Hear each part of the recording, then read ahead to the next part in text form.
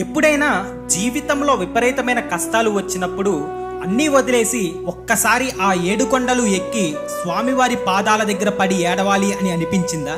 అయితే ఈ వీడియో మీకోసమే. తిరుమల అనేది కేవలం ఒక గుడి కాదు, అది కోట్లాది మంది భక్తుల ప్రాణం. అలిపిరి మెట్లు ఎక్కేటప్పుడు తగిలే చల్లని గాలి, దారి పడుగున లక్షలాది గొంతుల నుంచి వినిపించే గోవింద గోవింద అన్న నామస్మరణ మన మనసులో ఉన్న వందల టెన్షన్లను, కష్టాలను ఇట్టే మాయం చేస్తాయి.